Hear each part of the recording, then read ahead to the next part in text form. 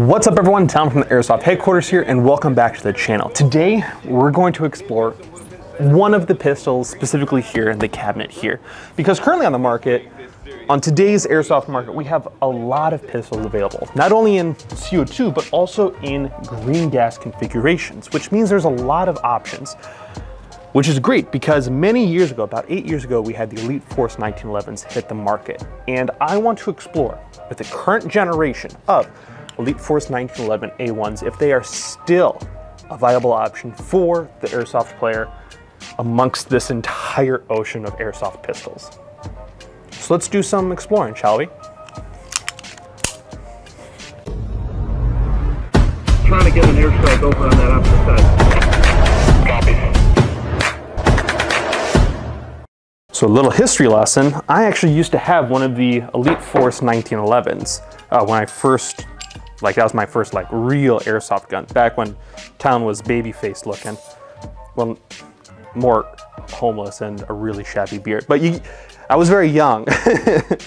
And I had that for a very long time until I get to the point where we got the first Glocks into the US market. And then I actually utilized the trade-in program to trade my 1911 in so I could actually get an Elite Force Glock, one of the first ones that we got. So yeah, it's good to relive some precious moments.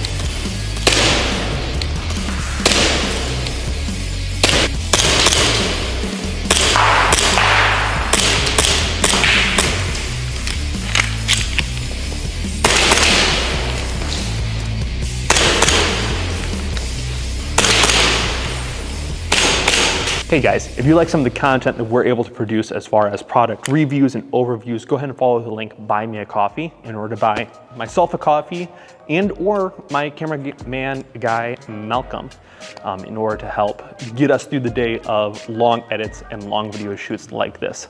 But yeah, do it or he gets it. Joke's on you, he got it. Myself being an older player, it is amazing to see the progression and timeline of certain companies and certain products that we carry here in the store, and just some of the innovation that has gone into progressing these products and seeing the progression of the companies themselves and what they output to you as the Airsoft player base. So it's wonderful to see over time that the Elite Force 1911 is still commonly regarded as a very top 10, top 5, top 3 Airsoft beginner pistols.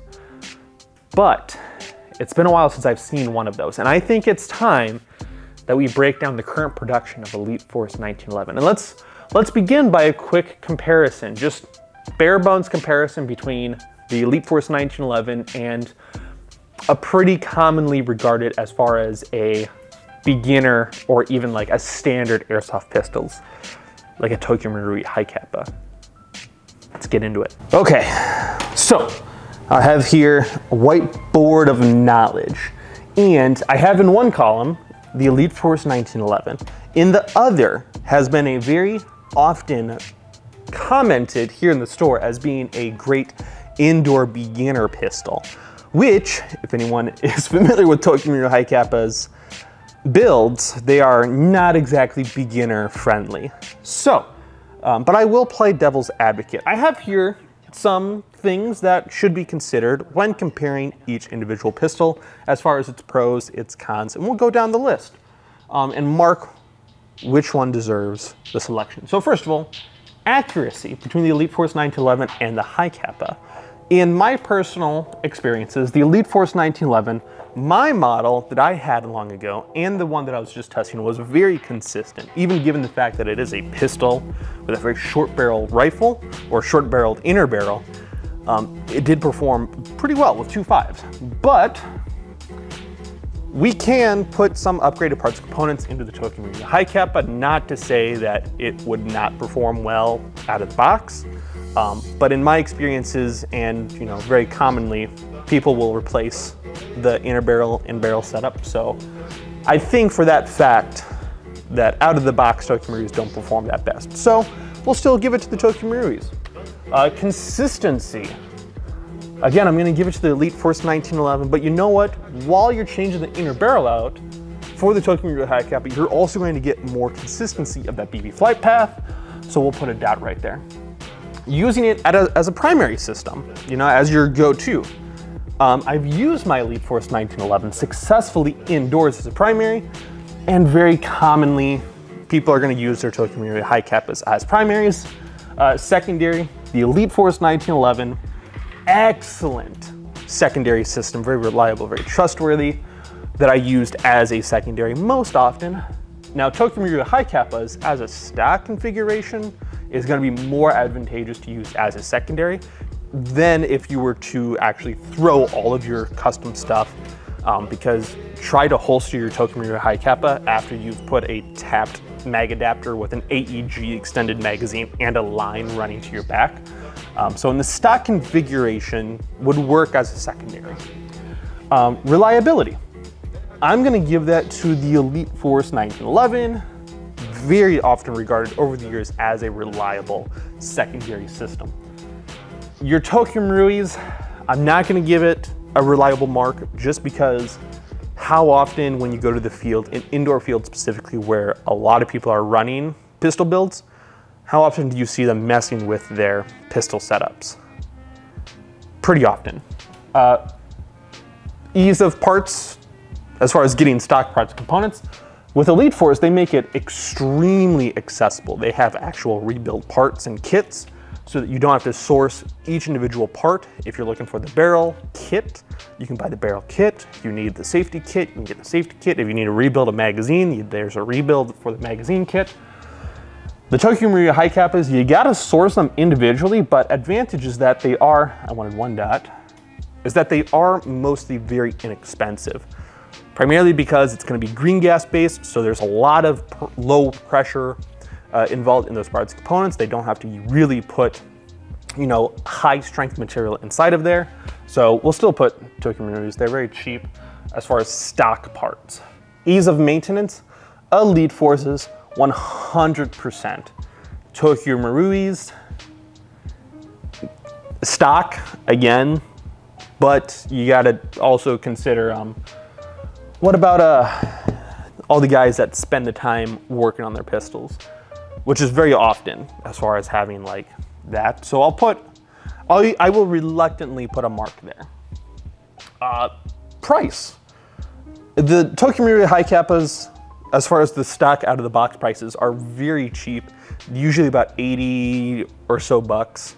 But then once you actually start throwing the parts, a lot of guys will comment and make remarks about how their Tokyo Marui hicapas are either several hundred to $1,000+ So that no longer becomes a feasible, cost-effective option. At that point, the Elite Force 1911 would win that in that regard. So great as far as like bare bones, but then if you plan on doing anything else, and you may as well start looking at an Elite Force 1911. Long term, Elite Force 1911 all the way, baby. No comments. Ease of use, Elite Force 1911. And you know what, the Tokyo Marui hicapas, once you actually get them as far as out of the box, but once you start trying to throw all that stuff together and using an HPA hose and a different AEG magazine, that's when it becomes very frustrating.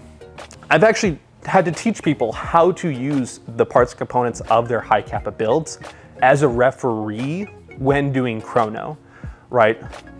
So like, even the guys that are building it themselves don't know what half the stuff is supposed to do.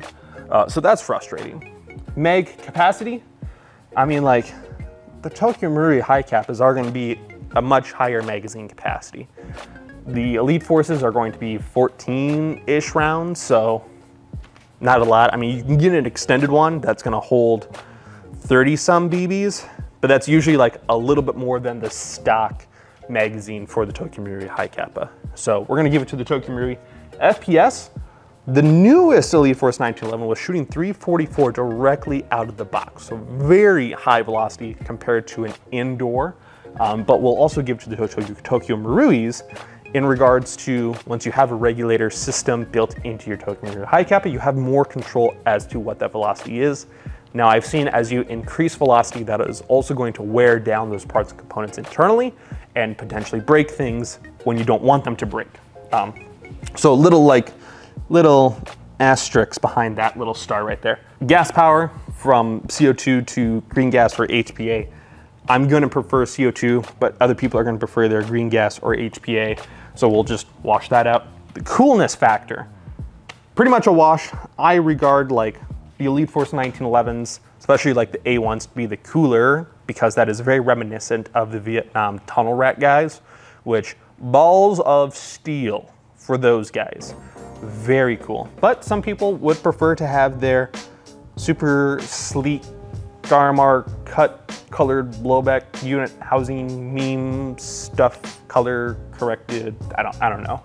Some people like their colored hicapas. Weight. Out of the box, Tokyo Maruis are going to weigh less compared to the Elite Forces. Once you start throwing more shit onto your Tokyo Marui, then it's going to significantly outweigh a bare bones Elite Force 1911. Realism. If you've ever fired a 22 caliber 1911, it feels just like an Elite Force 1911. I mean, they're like same. A little different, but same. Upgradability. The Tokyo Marui is going to have more parts components available as far as upgradability. But then again, devil's advocate here, if something just works super well for years, reliably, do you really need the upgradability, parts, components, aftermarket? I don't think so. So we're also going to give it to the Elite Force 1911, just because they come with great stuff inside of them. So let's tally up the numbers here. 16 total points compared to 2, 4, 6, 8, 10, 12, 14 to 14. Well. Even playing devil's advocate and giving points to both sides, it seems we still have a winner, chicken dinner. Biased? Maybe. You guys let me know. Right here. Ready? Shooting 2 5s. Take 2.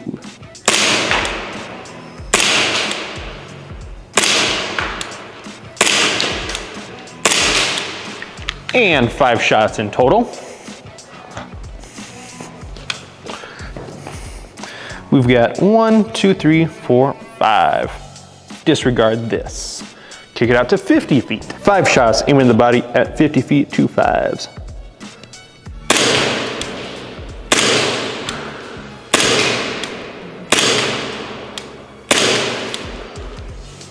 And that was our 5 shots. 1, 2, 3, 4. Oh, there it is. It's hidden. So we got 1, 2, 3, 4, 5. I don't have my fanny pack on me, which has my pens. But I'm thinking I'll need to swap tracer BBs into here. Ooh.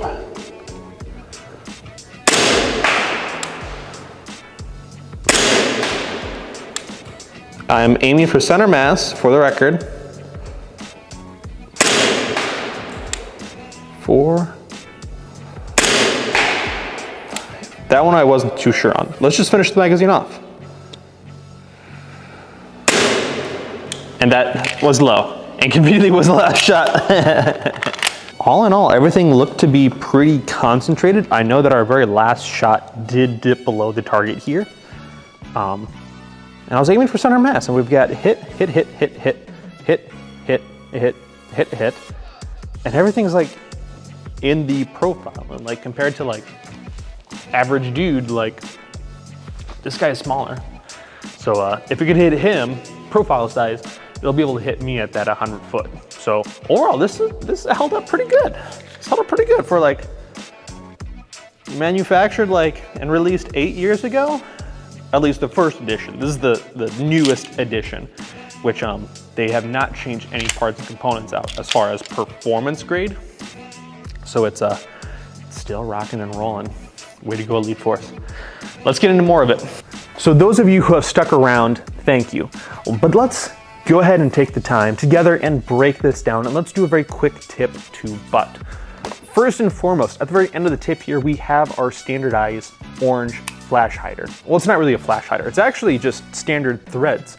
I mean, there's nothing really too special about that. It's 14 counterclockwise, and it is standard pitch threading. But what is truly great about the Elite Force 1911s is a lot of times I will suggest these for players that want to have a tracer ready platform as far as a pistol or like a secondary.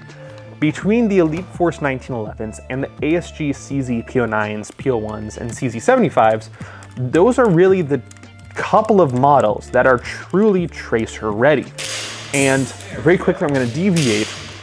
The 1911, because of the barrel thread spacing here, you can put a tracer unit onto the very end here, and it will still work and still operate. Compared to what I very commonly utilize and have brought to the channel many times, the Elite Force Glocks here. Now, over time, I have had aftermarket threaded barrel options, which I've never been impressed with.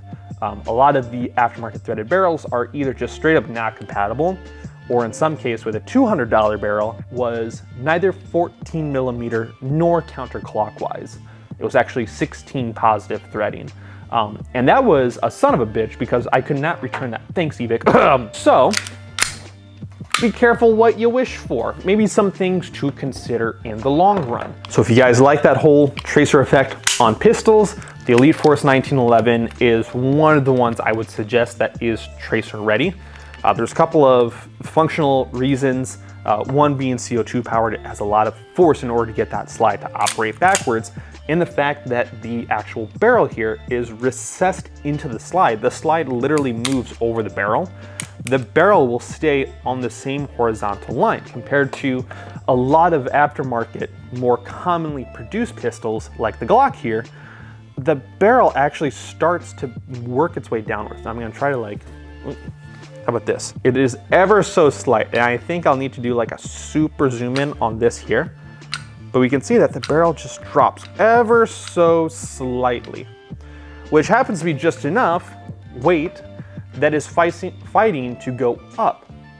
So if you have a correctly spec'd, conveniently threaded barrel that conveniently is 14 counterclockwise, lucky you to begin with.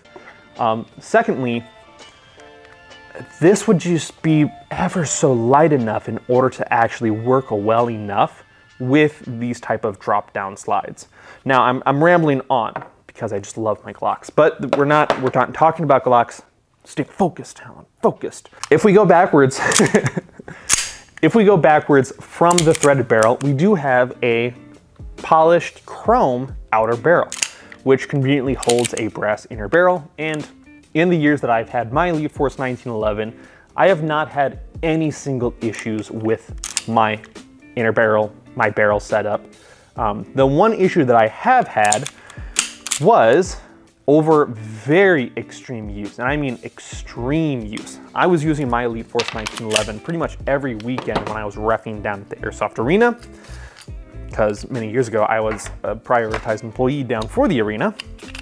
So over time, just natural wear and tear, my hop-up unit just started wearing down and everything just started chipping away at it. Just all that surface rubbing, everything just rubbing up against each other. It was just getting really loose. So I would go to adjust my hop up. One, my screws would be extremely loose. At one point I ended up super gluing or thread locking them into position just to hold them tight. And even then, my hop up unit was extremely loose. Now on this brand new model, it's not nearly as loose as it was. But you know, with the force of CO2 and that slide operating I have extreme confidence that it actually will work itself loose. So, in my experience, if you just set the hop up to whatever it wants to be at, and you use 2.5s or 2.8s, that's usually the better BB weight to run in conjunction with the Elite Force 1911. If you have ever been to the range and fired a 22 caliber 1911 platform, it is essentially 1-to-1. For people that are not firearm educated or comfortable, I will usually warm them up with the Airsoft 1911, just shooting in the backyard. And then when we go to the range, I'll warm them up with the 22 caliber. They're like, oh my God, it's a real caliber. And they will fire it and they're like, oh, it's literally the same thing as the Airsoft 1911 that we were firing. And then we can then just warm up with different calibers. So it's really great as far as a training platform, something to get people comfortable with who are not firearm friendly, don't know a whole lot about firearm safety, just good warm up platform. Everything is going to be metal in construction.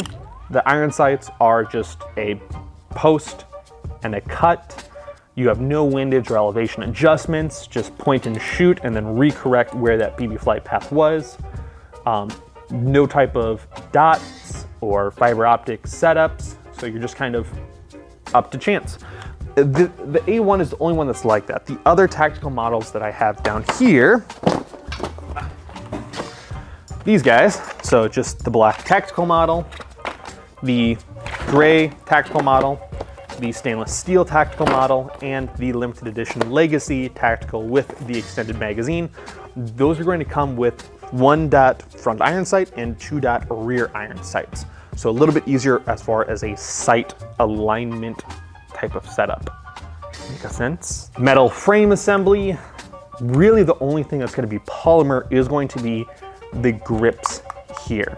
Now on the Elite Force 1911, they're not proprietary, but they're not spec for real 1911 grips. So if you do have a preference of a certain style of grip, you got to make it for Airsoft specs because these are not firearm spec. Thank you, ATF. The hammer here, very heavy, solid hammer. In fact, just a little bit of shooting that I have done with it has already created a circular interface of the bolt head that is sitting in the back of the blowback unit housing. I know you guys can't see that, but I'll get a close-up of that. So I know that over time with my 1911s, the screw of the blowback unit housing can work itself looser. So every once in a while, you gotta give it a turn, make sure it's still tight and it's not working itself loose because this is a relatively hard hitting pistol as far as all of the motion going backwards. So you gotta make sure that everything is still buckled down tight. On the A1 model, you only have the right hand safety selector here. You cannot engage that thumb safety when the hammer is forward.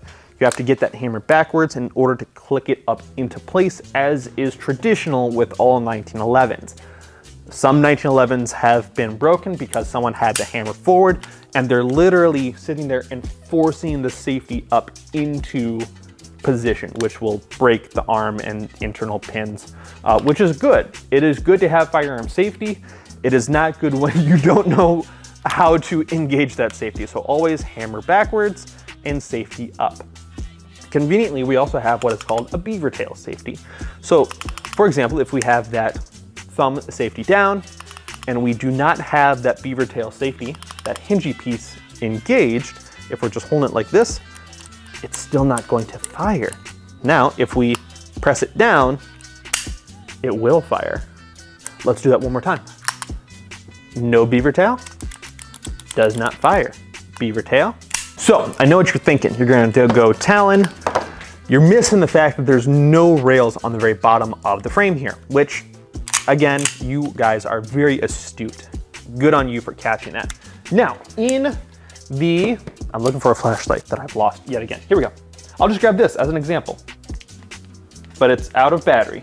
Nice. Let me grab this. Also out of battery. Sick. So, as is traditional with our older school 1911, without any type of rail attachment, you would have to offset support hand with a flashlight here. Traditional flashlight setup, we're all about vibes, man. We're all about them old school aesthetics. Now, compared to a little bit more modern of a setup, obviously it is going to be aftermarket flashlight adaptable, like so. Boom, boom, boom. So I can get my support hand up onto the frame, have an extra point of contact, extra support. Make sense? Now, so like I said, with the 1911 Tactical, we have the front dot to rear dots, skeletonized hammer, skeletonized trigger, and rail attachments, front and rear serrations for those cool guys. Thumb over, rack, bang. You actually have more rail selection on the 1911s. You actually have 3 Picatinny rail slots versus the Glocks, which have just a 1. So you have a little bit more control as far as where you want that flashlight setup. And again, support hand on the pistol, more support, and then bam! You can do all your cool guy stuff right here. Ba-ba, ba-ba, ba-ba, so on and so forth. And that is essentially our tip to butt. I was very much all over the place. Sorry about that. Now, some of the issues that have been brought up with the Elite Force 1911 in particular is magazine capacity. This, I have maxed out 16 total rounds, which is not a whole lot, considering the fact that with the Elite Force Glocks, I'm getting a magazine capacity of 23 rounds. Pretty big discrepancy there. And the M17's CO2 magazines, if you didn't know, actually hold 28 rounds. If you want to compare that to some of the tapped mag adapters, that can hold up to an EPM1, which is 250 rounds. So we're very outclassed as far as magazine capacity. But if you are familiar with your pistol and you know where that BB flight path is going to be relevant to your pistol, you can 1 or 2 tap mamma jammas all day long. If you have not seen my most recent gameplay video, it is literally thumbnail titled, "I'm a 1-tap mamma jamma today." So it's literally just clips of me, 1 BB, 2 BBs. There was 1 or 2 cases where I had to put a couple more into dude, but that's how some days are. So you don't need to put a lot of BBs down range in order to get your point across. In order to keep heads down, you can have a more controlled rate of fire as far as bam, bam, bam, bam, bam, reach down for your secondary magazine, flip, reinsert, bam, bam, bam, bam, and then you go into action, right? You could always just rely on melee weapons, you can rely on grenades, like all of these things that make you more dangerous as an airsoft player because you can more easily adapt to a wider range of scenarios. Granted, you always want to be proficient within all of the different scenarios with your minimal setup, but the fact that you can control that situation with whatever extra additional tools that you have available in your arsenal of tools available on your person makes you the more dangerous element in that situation. I totally broke that down like a Travis Haley, and that felt kind of cool. But that's all you're gonna get from me because I know I'm gonna butcher this real quick. One other additional note, the current Elite Force 1911 models are coming with a current generation. See, there was always that improvement, that innovation with their pistols in general, and that still remains true. Now, some of the old school 1911s, it was always rule of thumb, yeah, you'll get around 3 to 4 magazines of BBs before you run out of CO2 and you have to change that over. The current generation, I don't know what they did, but I was able to get 113 rounds off of 1 magazine fill in a 68-degree warehouse.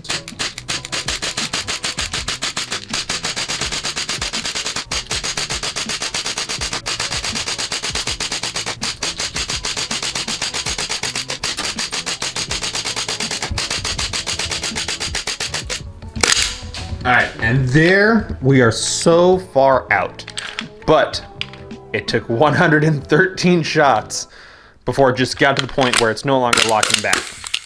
Now this is not hot. As you get hotter, you're gonna get more expansion of gas and you get more shots per gas fill. So you're gonna get even crazier numbers. Granted, you're gonna go lower, and CO2 is better because it has a higher pressure, so you can go down into a little more colder temperatures, etc., etc., etc. Watch that video up there if you wanna really see me break that down. But ultimately, to get 113 shots, the last 20 were like questionable shots. We're in the 200s, but it was still shooting. 113 divided by 16. My math is really bad right now. That is number of magazines right here, which is a lot of magazines. It is not very often that I will actually do accuracy testing with 1911s or with pistols in general, with any pistol. I generally will not push targets out to 100 feet. This one I did put the target at 100 feet and I was able to hit the target fairly consistently. Granted, we did have a couple of sputters off, but 25 feet, really good. 50 feet, really good. 100 feet paired with a tracer unit, oh, hitting man-sized targets every day. Ooh, really good setup. So, in conjunction, I don't have any other pistols really that I can do like a performance side by side, because it's like this video is not designed to be a comparison to any other specific pistols. It's a comparison of all of the pistols. Is this still a usable secondary, potentially primary, in today's airsoft community, right? We currently are, I say we loosely, the airsoft player base is more primarily focused on speed, higher magazine capacity, just the convenience of not having to reload those things, which I get it. We're in an age of airsoft convenience, right? 6 years ago, 7 years ago, when the Elite Force 1911s came out, they were the powerhouse, indoors at least. I don't know what they were like outdoors, but I know indoors they reigned supreme. They outclassed pretty much everything else.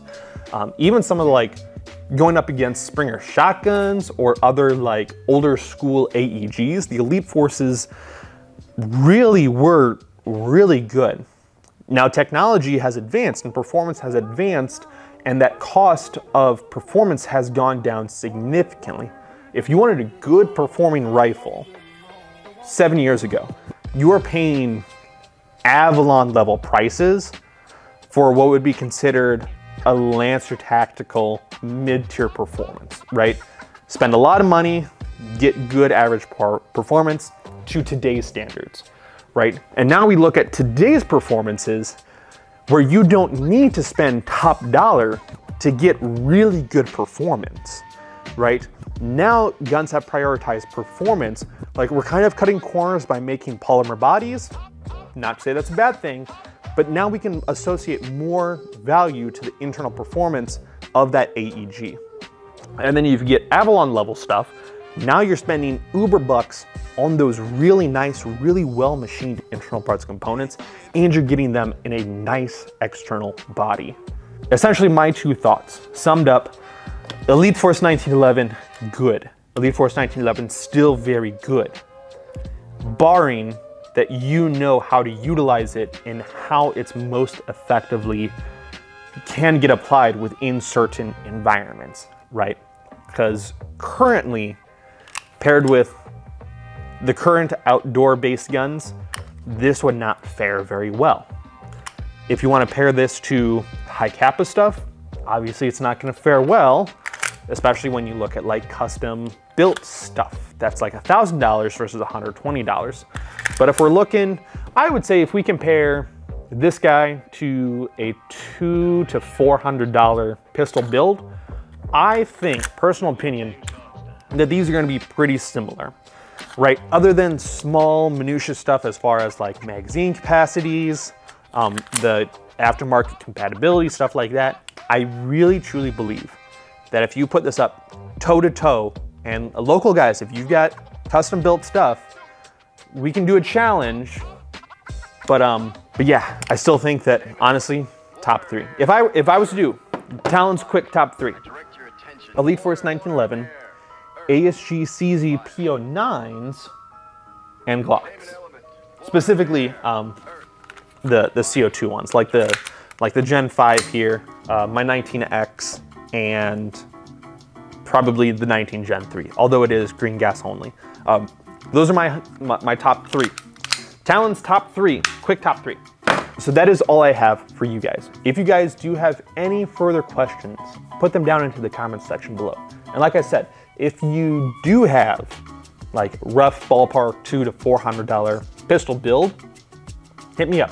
Let's see if we can work something out, because I think it would be interesting. Not so much that it would be a good video. I'm genuinely more interested as far as like performance goes to that pre-built stuff to the current production of Elite Force 1911s. Let me know. That's all I have for you guys. So you guys take care, stay safe, stay positive. Hope you had a good 4th of July, and I'll see you guys in the next one. Take care.